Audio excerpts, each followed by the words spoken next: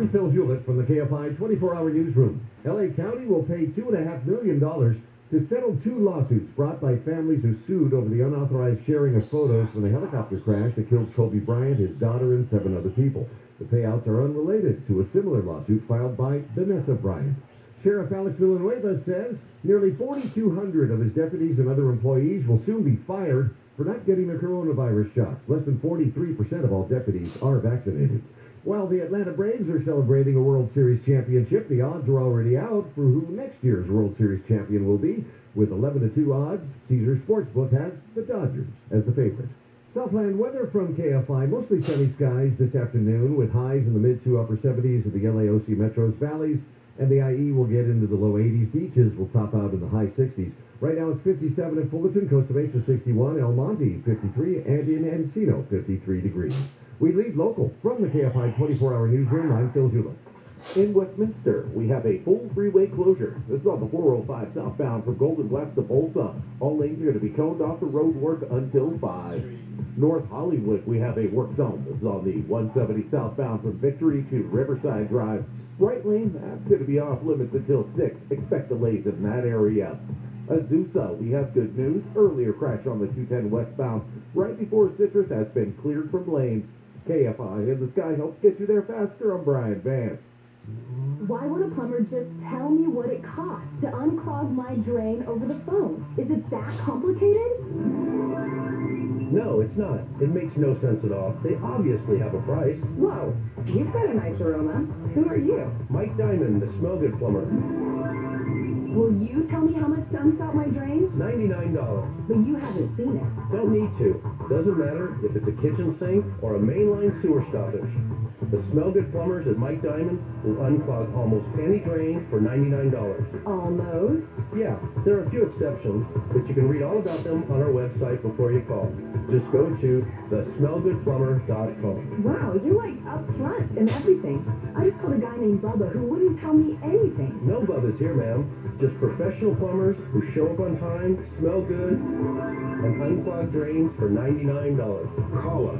1-800-446-MIKE. Contractor license number 399170. If you own a business and manage to keep 5 or more people on the payroll through the pandemic, there's a new government program that will pay you tens of thousands of dollars per employee. And this is not a loan. This is a grant.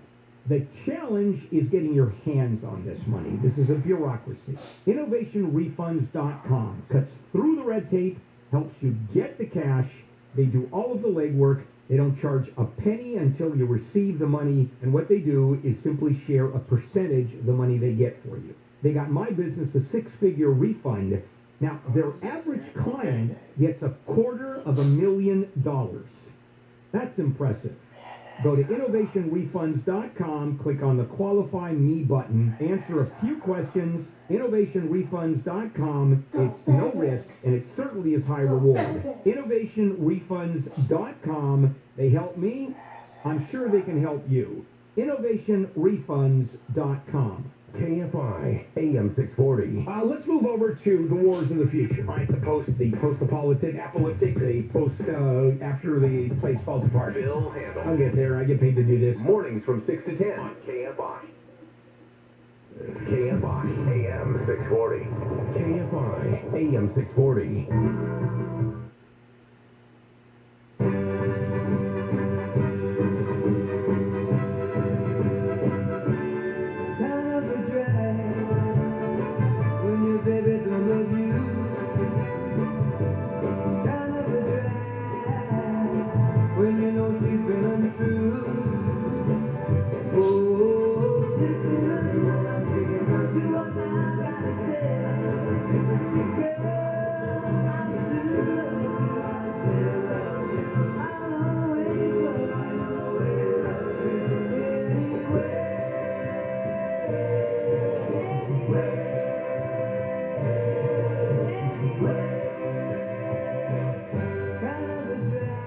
listening to Coast AM with George Norrie.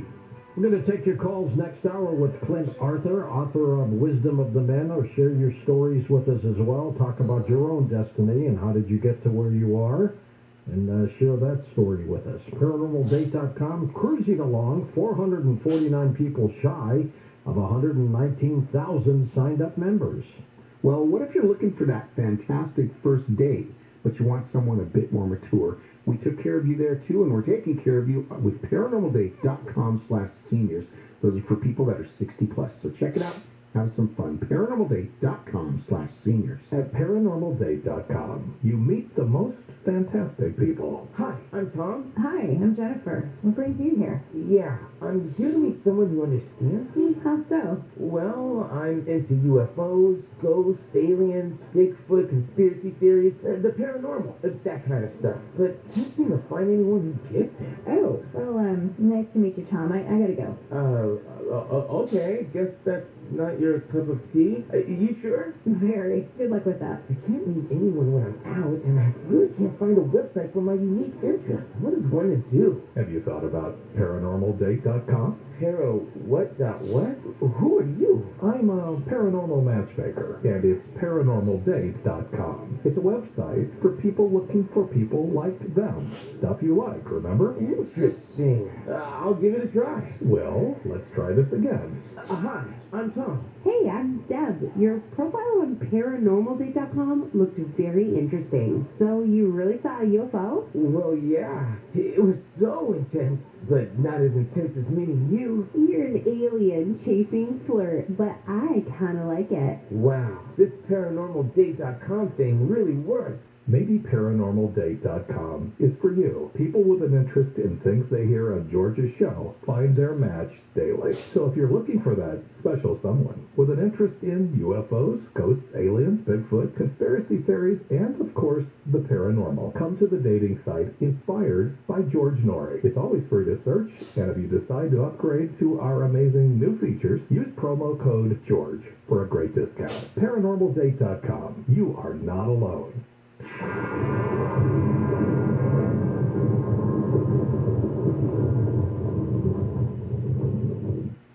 With us today, once again, is a frequent guest on Coast to Coast AM, the author of the best-selling book, Cancer, Step Outside the Box. Folks, let's welcome Coast to Coast guest, Tai Bollinger. Hello, George. How you doing? Tai, people are excited about Carnivora. That's Carnivora, Carnivora.com. Now, what's causing all the excitement? George, immune monitoring studies conducted in Europe more than 25 years ago reported that immune system exposure to Carnivora causes immune modulation to occur. Why is immune modulation so important when using Carnivora? That's a great question, George. Successful immune modulation means the difference between staying healthy or allowing abnormal cellular growth to occur. Now, I've been using Carnivora myself for just about a year, and I fully expect to keep abnormal cells from knocking at my door. So once again, Tai, this does prove that our immune systems can be awakened to create powerful immune defense by attacking harmful invaders that simply don't belong in our bodies. That is absolutely correct, George. Very interesting information from Coast to Coast guest Tai Bollinger. Thanks again, Tai. Visit Carnivora.com. That's Carnivora. Call 1-866-836-8735 and order now. That's 1-866-VENUS-FLY. Call 1-866-836-8735. Call now. Want to learn a new language so it will actually stick? Try Babbel. Practice real-life conversations in the Babbel app. ¿Cómo te llamas? ¿Cómo te llamas? Get personalized help in Babbel's live online classes. Classes are limited to 6 people, so everyone can get the help they need. Review words and phrases with fun games, or dive into the culture with short videos. Whatever your learning style, Babbel gives you the tools you need. Babbel, more ways to learn. Now try Babbel free at Babbel.com. That's Babbel.com.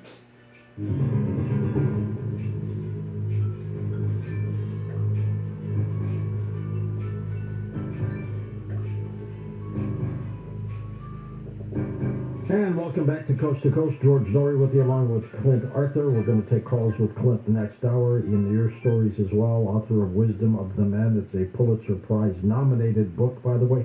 Clint, I've always believed that if you say I can't, you never will. How do you feel about that? I have met a lot of people, and probably the best example of a person who addresses that issue is Buzz Aldrin. Back in 2016, I had the great privilege to share the stage with Buzz Aldrin at West Point. And this was an event that I set up called the Leadership Speakers Academy. I hired Buzz to come in.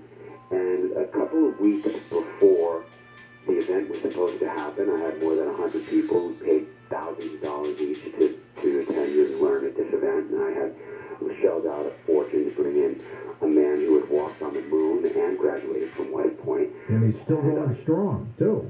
God bless him, right? Yeah. And just don't ask him about Mars, because you will never hear the end of that question. And don't tell him, did you really go to the moon? Don't bring that up. Don't bring that one up either. But one day I get a call, and they say, by the way, Clint, your event at West Point is canceled. I said, what do you mean it's canceled? I'm sorry, you got the word from the brass. I said, look, it's 26 days before the event. I got a man who walked on the moon, who's a West Point graduate, who's supposed to be a speaker. I got a 3-star Army general who's coming, who's going to be a speaker. I got 100 people signed up.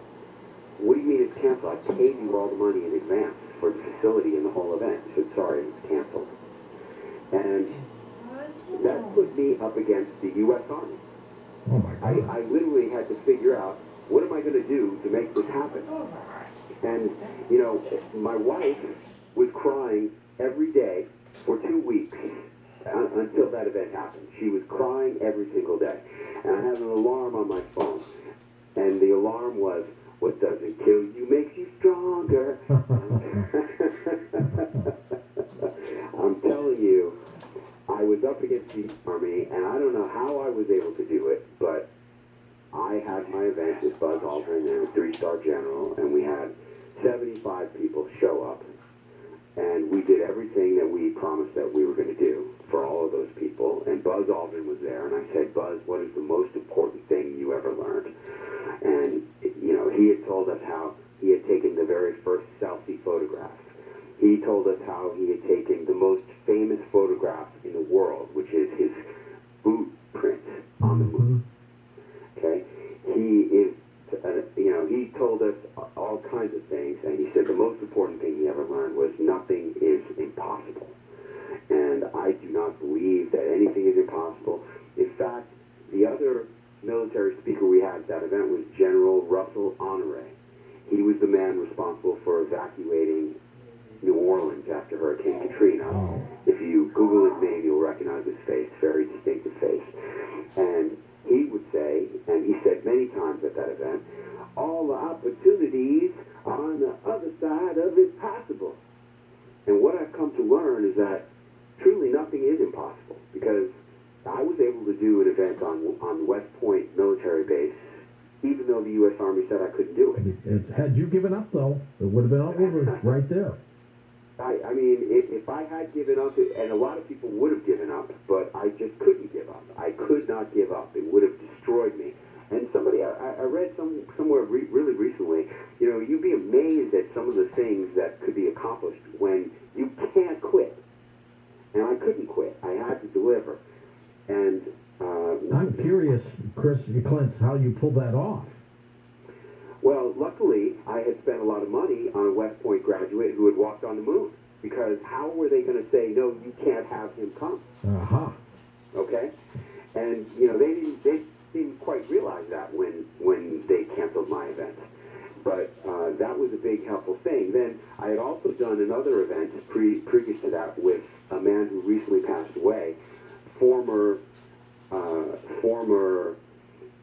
top soldier in the U.S. Army, General Raymond Odierno, who had been the U.S. Army Chief of Staff under Obama.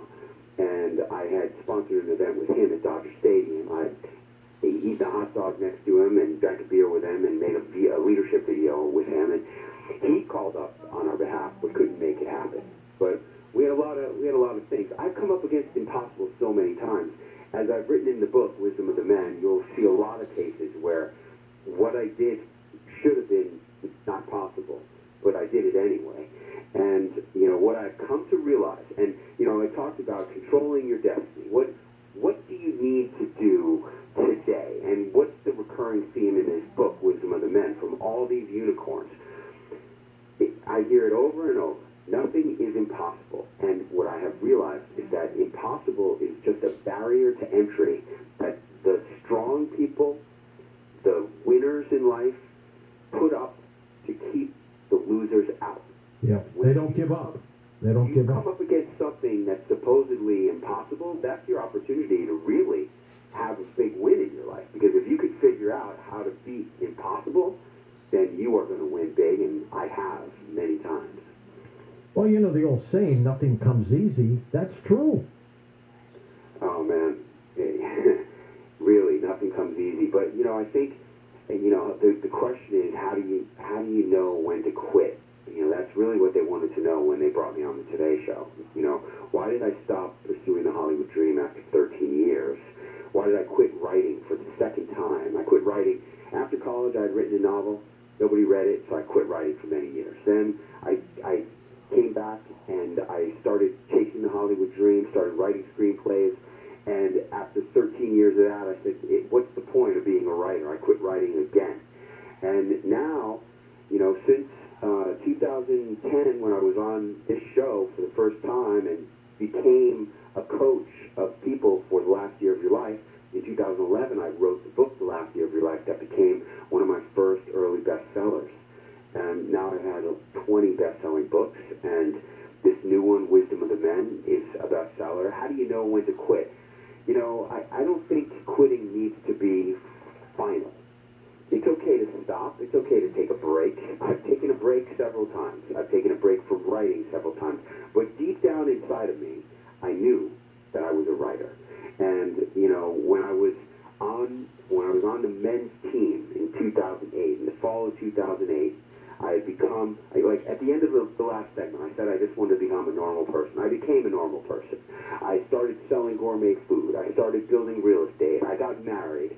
I became fat and happy. And then I was at a campfire with my men's self-help team in October of 2008, and the shaman pointed me across the yellow and orange crackling flames, and he said, "You don't know it yet, but you're already dead." Jeez. What are you talking about, man? I'm the most successful guy on this team. 8 years ago, I was a taxi driver. I was living on a little boat. Now I'm a millionaire. I live in a mansion.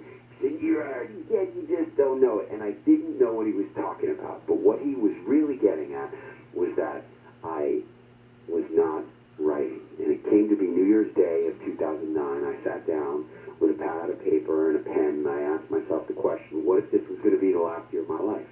What would I want to accomplish? And crazily enough, the first thing that I wrote down on the pad was, I want to write my book about what I learned at the Wharton Business School that helped me to become successful, because in case something really does happen to me, I want to pass it on to my daughter. I want to pass that wisdom on to my daughter.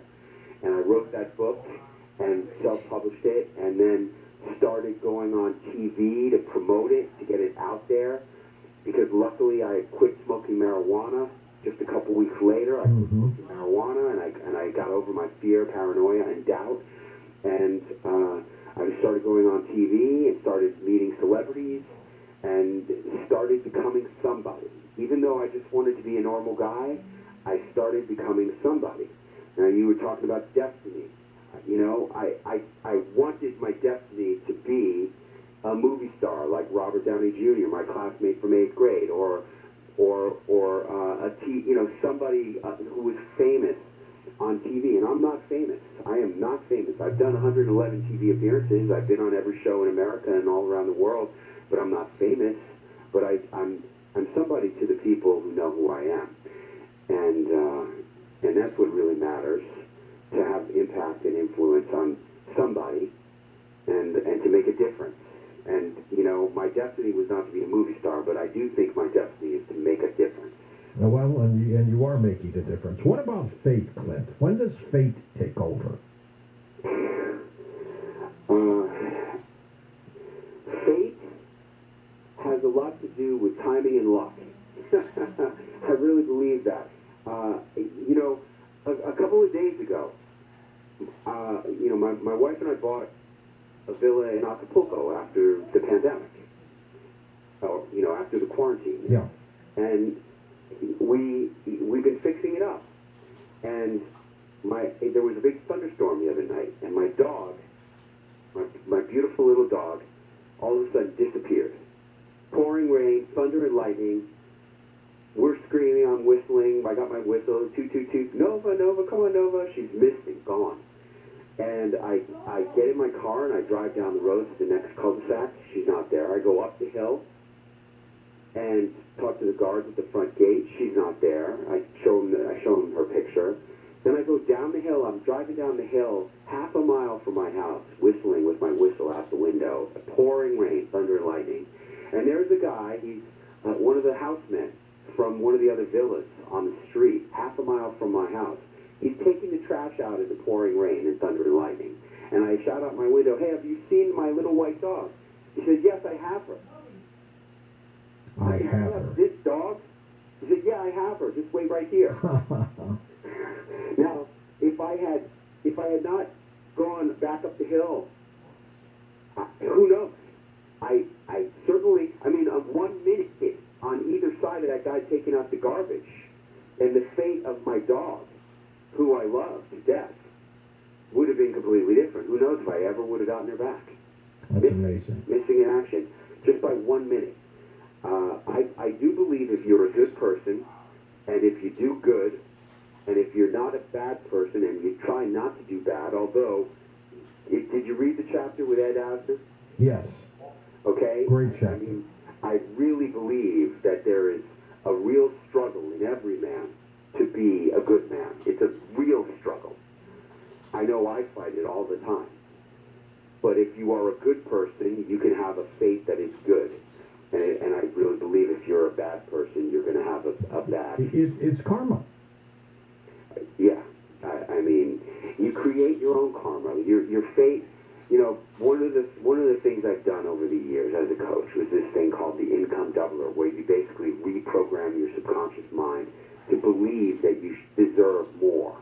And it's been very powerful for me in making more of a difference in my life and in my bank account and in the lives of my clients.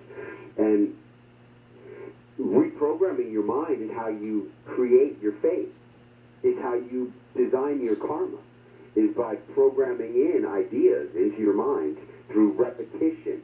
You craft out that idea, you craft out the message that you want to hear, repeat it over and over and over, and you repeat it into your subconscious mind over and over and over, and that's how you create karma, and that is how you engineer your fate. No, there's no question about it. Now, I'm going to tell you an interesting story, Clint, and I'll start by talking about when I was a kid. I'm 19 years old. I get my first broadcasting job. I'm going to the University of Detroit, and I'm doing exactly what I love. I'm in broadcasting. I'm learning. I'm a production assistant at a television station. I ended up going into radio and then television. When I'm in my 20s, I'm a producer, executive producer in Detroit, and my anchorman is a fellow by the name of Ken Thomas. That was his air name. Wasn't his real name, but that's what he used as an air person. And he worked with us for a couple of years, and then he went on to other pastures, and I kept moving up the chain, and broadcasting was my career. Now let's jump ahead a little bit. In 1996, I hear my predecessor, Art Bell, on the air. First time I had heard him, and I'm doing a local show called The Nighthawk in St. Louis. And, jumping back to the days in Detroit, Ken would bring his little boy in and all that to watch his newscasts and stuff, cute little kid and all that. So now, 1996, I'm doing my own little talk shows. A friend of mine gets selected to replace Art Bell, who had retired. He retired several times, but he had retired. And so I told the guy, I said, Mike, whenever you need someone to fill in for you, can you just throw my name to these folks? And he said, absolutely. And sure enough, within a week or so, I get a call from a guy named Alan Corbett, who said, George, Mike Siegel's going to be off today, and Ian Punnett, who's doing Sundays, is going to replace him, but we need somebody to replace Ian. Can you do it? Because my show was just like theirs. It was, unusual conspiracies and things like that. We branched it out even more. And so I started filling in on a regular basis, time and time again, to the point where they let the other guy go, who was my friend, and they had no place to turn. And they came to me. I'd done about 15 or 20 shows by that time. And they said, we'd like to make an offer for you to do Coast to Coast full time. Are you interested? And I went, yeah. So I go to Los Angeles, and I'm meeting with the president of the network. His name's Craig Kitchen. And while I'm in his office, I look at the picture he's got on his desk of his father. And it's Ken Thomas, whose real name was Ken Kitchen. I realized that he was the little boy who would come into my newsroom when I was in my 20s. You can't make that up. You can't write that up as a script. And I said, that's Ken Thomas. And he said, how do you know that? I said, I worked for him all these years. And we looked at each other, and I said, you were the little boy. And I got hired like that. I was going to get hired anyway, but it just sealed the deal. It's something where I think fate takes over. And what do you do about that? Well, I think that when people have great destinies ahead of them, when they have a big role to play in the world, no matter what you do, you can bump into a closed door a million times, but eventually you're going to find your way through the maze to where you need to be. You know, when I was getting ready to write this book, I had a list. You know, it took 7 years for me to get ready to write this book. I had a list of about 125 men who had influenced my life that I wanted to put in the book.